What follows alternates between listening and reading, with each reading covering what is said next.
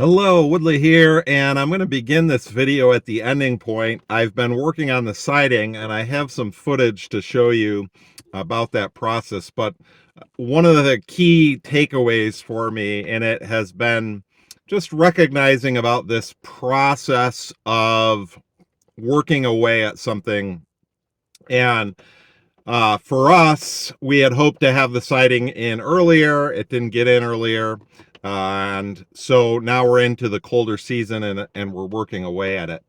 And last night I was working on one particular section and it felt really slow, in large part because our kids have been sick this past week. And so sleep has been really disrupted and I haven't had that rest. And it took me like 20 minutes to put this J channel up, just one section. And it was at the end of the night. And I'm like, man, what is going on? I'm feeling like so unproductive.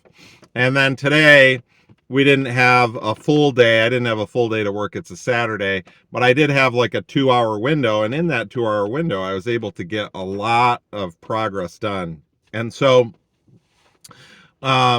the key part of this for me is the recognition of how when you're working at something, you have those times where a little thing might take way longer than you thought, but then on another day, the progress might be, beyond what you would have expected for it. And you're kind of laying the groundwork on those hard days to have the other days where you might be more productive than you think. The other thing that I have observed and noticed more specifically is that when the temperature is above 40 degrees, it's a lot easier to work because I don't have to wear gloves and my hands just, with grabbing nails and everything, it's just a lot easier. Even though I have a decent pair of leather gloves that work in the cold and keep my hands warm, I just noticed that the speed at which I can do things is quite a bit quicker. And some of that might be the learning process for me as I'm going along. So definitely what I did today was more just didn't have as many things that I needed to work around with it for it there. So those are a couple, lessons, I guess, that I'm learning that I think might have some value for you if you find yourself in a similar process or part of it. So that's the kind of the key point. Now I'll show you some of the other aspects of it here. Thanks for coming along the journey. So I'm over here. This is the west side of the house. And what I've been working on, where we started, was down on the south side around that corner.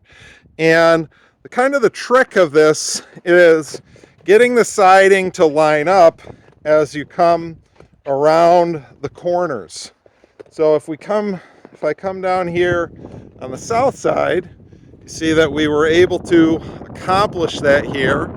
I've gotten that down on both sides, and we were able to come around the corner, and then we had to come up these steps. And so that was a little bit tricky.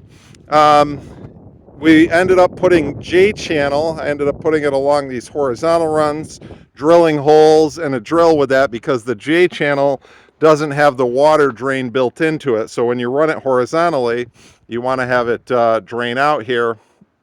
And then this next step was a bit tricky because I had to cut that piece down. There was no starter strip on the bottom of this low piece there, and then go up on it. But it's come out pretty good, and it's all still on. We've had real strong winds over the last couple days, so that's a good sign.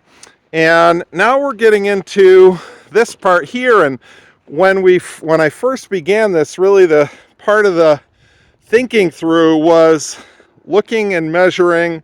If we're starting down there, how can we get it so that when we come around this corner that we're starting on a full strip?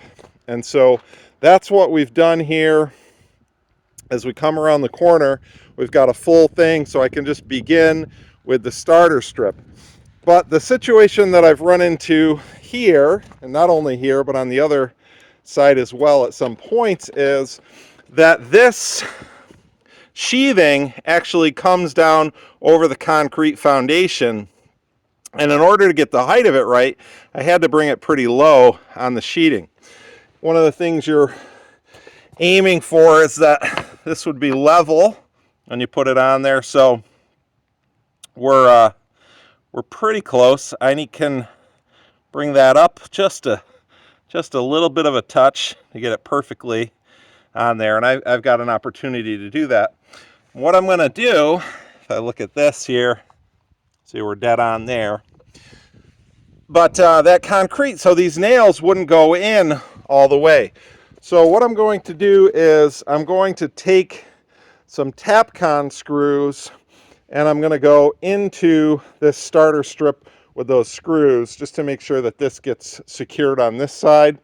And hopefully, we'll see. I've got a hammer drill. We'll see if I can get it in without drilling. If not, I'll have to drill some pilot holes first and then put it in. But let's see how that works.